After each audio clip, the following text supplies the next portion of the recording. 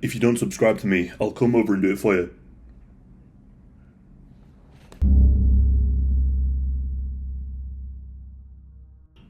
This case takes place in Sydney, Australia, in the 1990s. The story I'm about to tell you sounds like something out of a fictional crime story, but it's all true.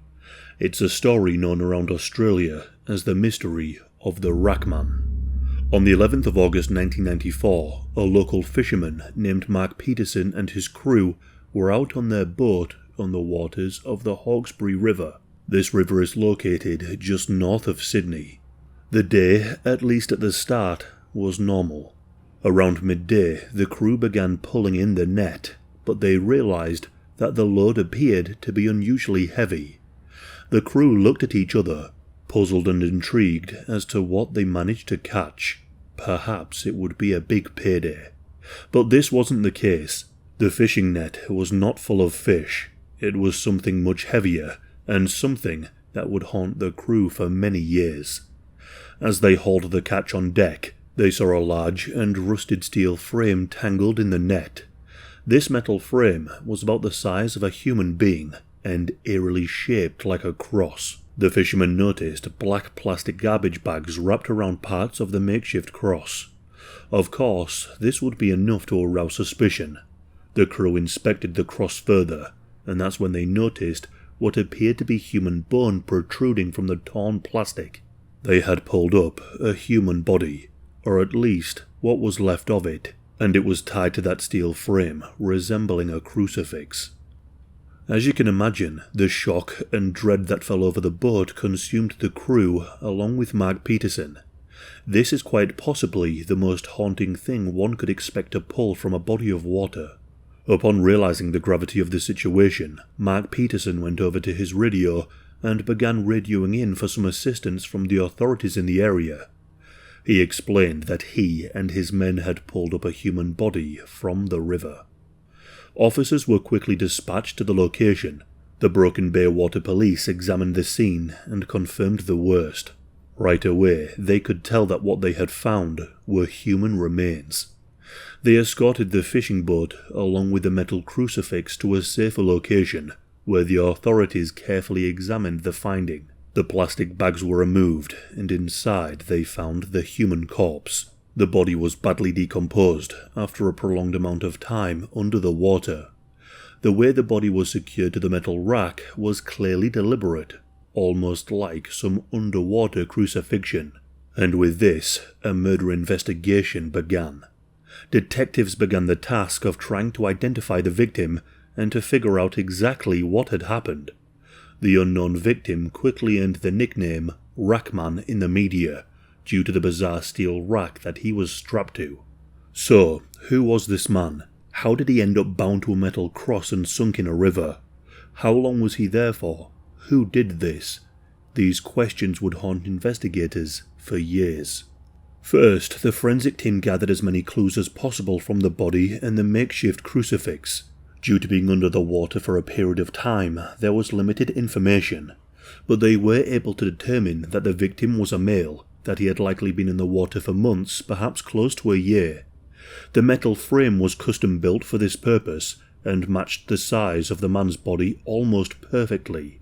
The crucifix was also extremely heavy, far too heavy for one person to easily lift and toss overboard, which implied that there was more than one suspect, and that whoever had done this might have had some help, or potentially used equipment to get the weighted body into the river. The frame of the cross was welded metal bars, with wires and ropes tightly tying the victim's wrists, torso, and neck to it, and it had been made by someone who had experience in welding. The identification of the victim became increasingly difficult. There were no usable fingerprints. His face and skin were long gone, reduced to just skull and bones. But the forensics team were able to reveal some physical characteristics. Some hair was found inside the plastic bags. They estimated that he was 5'3", or around 160 centimeters. He was around his early 20s or mid-40s. He had dark hair, and his teeth were mostly intact, with no fillings, apart from one missing molar which had been removed years earlier. He wasn't carrying a wallet or any form of identification on his body. It seemed that the killer had made sure that there was no easy hints to the man's identity. The pathologist determined that the cause of death was likely severe blunt force trauma to the head. Someone had used a heavy object to repeatedly smash this man's head in with enough force to cause serious damage to his skull and brain. It couldn't be determined for sure if he was tied to the frame before or after he was killed, or whether or not he had gone into the water alive. But either way, this was a brutal death. It seemed, at least to the investigators, that this wasn't just about a killing. It was about making a victim disappear without a trace. The killers likely suspected that the body would go unnoticed for longer, or maybe they were sending some kind of message. News of this disturbing case spread quickly, likely due to the nature of the crime. The police acquired help to try and figure out just who Rackman was. This was 1994, however, so forensic DNA analysis was limited, and Australia's DNA database was also somewhat primitive. The police turned to other forensic methods in hopes of catching the killer or killers. They had a forensic artist create a facial reconstruction of the victim, sculpting a face onto a replica of his skull to show what he might have looked like. The recreation of the man's face was shared widely. Newspapers ran headlines, and TV anchors spoke of the horror uncovered in the river. They hoped that someone somewhere would recognise the face. The Australian public were captivated and horrified by the tale of the unknown Rackman. People spoke amongst each other and came up with all kinds of wild theories as to what could have happened to him. The case was wrapped up in so much mystery that it intrigued so many people. Some people speculated that the crucifix steel frame suggested a religiously motivated murder, or maybe a cult murder, but this theory was dismissed as the police claimed they found no supporting evidence of this to be true. And then there was the gangland theory. The way the murder was carried out led detectives to believe that this was a professional hit carried out by the criminal underworld. At the time, Sydney, along with the other large cities in Australia, had a brutal underworld where murder was common.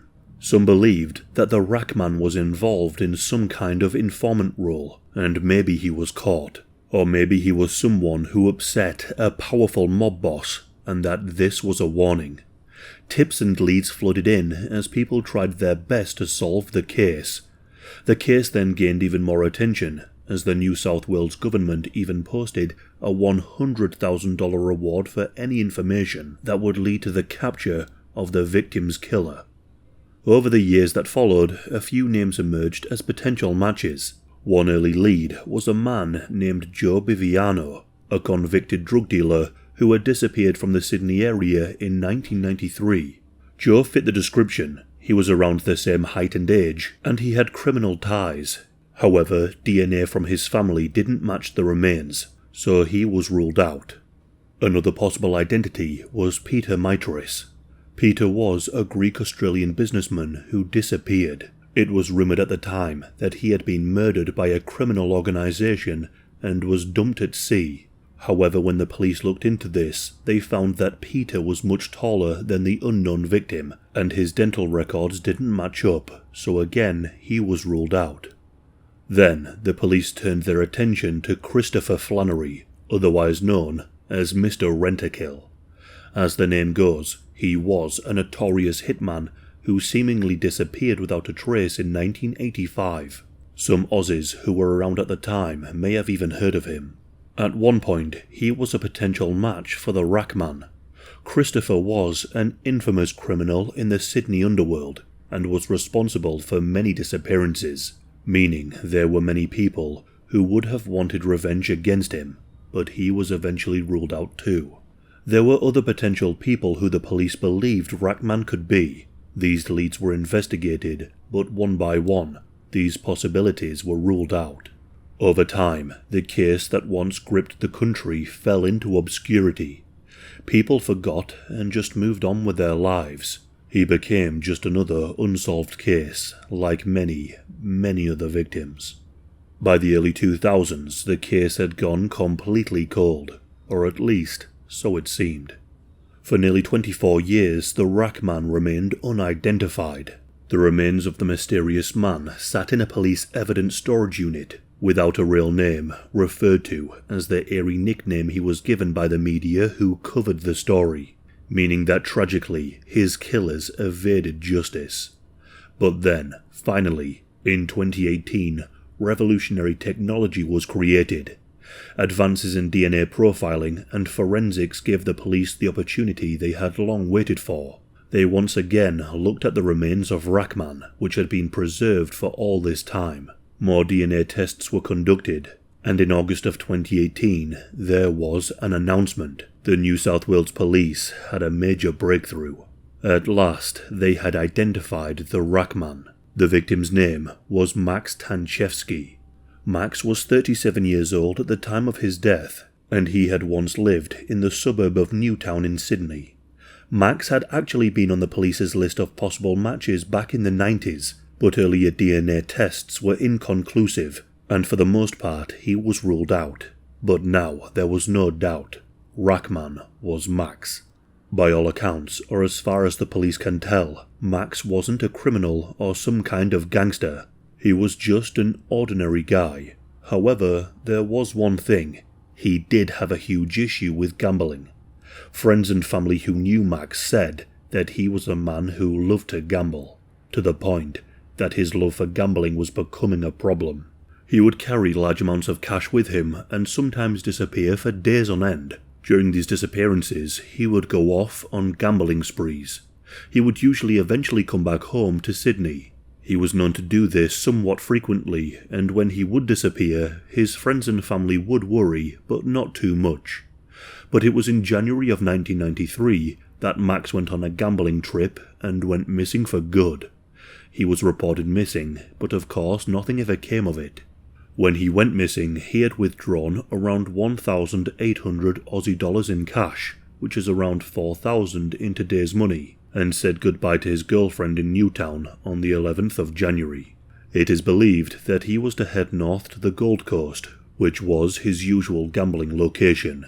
But he never arrived. As far as I can tell, there were never any known issues in the past when he would go off on these trips. Whatever happened to Max likely happened very shortly after he left his home in Newtown. His body turned up in the Hawkesbury River, which is still in the Sydney region. This river is located hundreds of kilometres south of the Gold Coast. Investigators believe that Max never made it to his destination, and that instead he was attacked somewhere around Sydney, where he met a gruesome end. Max's family found some closure to at least know what became of him, but not too much, as they still want to find those responsible. Discovering his identity also refocused the investigation onto the question that had always loomed. Who killed Max, the Rackman, and why did they do it? Naturally, some more theories have been created and contemplated over the years since he was identified. Who killed Max, and what was their motives? Of course, people went right to what you're likely thinking right now. Gambling. The most widely held theory is that Max pissed off the wrong people with gambling debt, that he couldn't repay a loan shark or to some criminal organization. They believe that whoever did this thought that killing him and disposing of his body in such a weirdly cruel way would have sent a message to others. An organized crime gang would have the resources to do this kind of thing, and they would have a motive to send a message. If other people owed this organization money, they probably would have paid up quickly after hearing the news. But no specific mafia group or gang has ever been directly tied to Max's murder. If it was a mob killing, the perpetrators have kept the gruesome murder a secret well for all of these years. But it's possible and highly likely that someone would have said something at some point. The case is incredibly unique, and a lot of people have a hard time not bragging about such crimes. Yet nothing has been heard. And if the idea was to send a message, why would they dispose him in such a way? Surely they would want him to have been found, but clearly they didn't. Or maybe he was tied to the metal cross and threatened by a mob who he owed money to, and then they accidentally killed him, which is why they disposed of his body in such a way. This is still just a theory. Another theory is a personal motive. The way in which he was killed certainly would be perceived as personal. Perhaps there was an unknown love triangle, an unknown affair, or some kind of serious betrayal. However, murdering someone and then sticking them to a welded custom frame to dispose of the body is not typical of a crime of passion, and would certainly be seen as overkill. That being said, if he did cross the wrong person, then someone could be more than capable of doing such a thing over something like an affair. This theory is considered to be plausible, and if it was personal, the person had to plan it out meticulously and get the help of other people, meaning that someone somewhere would know something.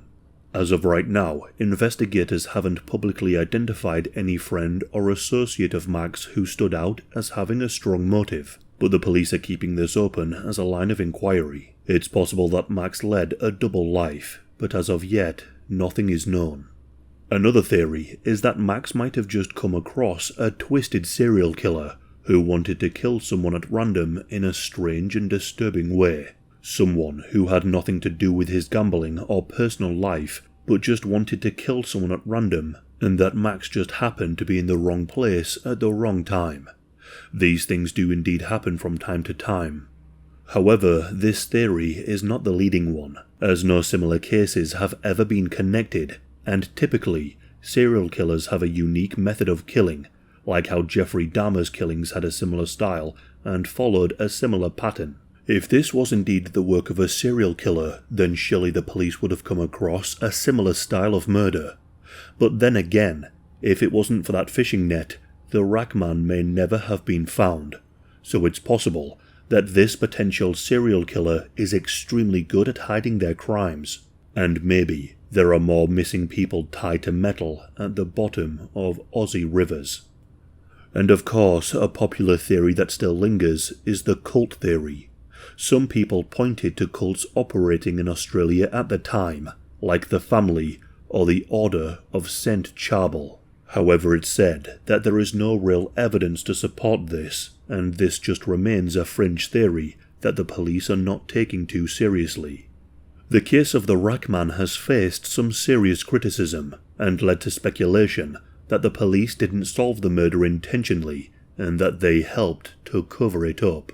Some people think this because the metal frame was custom made, meaning that it likely came from a workshop or an industrial site, but the police never identified where it came from or who built it. Some people have speculated that a deeper forensic analysis of the steel could have led to a suspect, but no such link was made public. The police also faced criticism for another reason. The net that caught the Rackman was dragging the river for fish, suggesting that other bodies could be hidden in the same way. Despite this clearly being a possibility, no large-scale search was ever conducted by the authorities.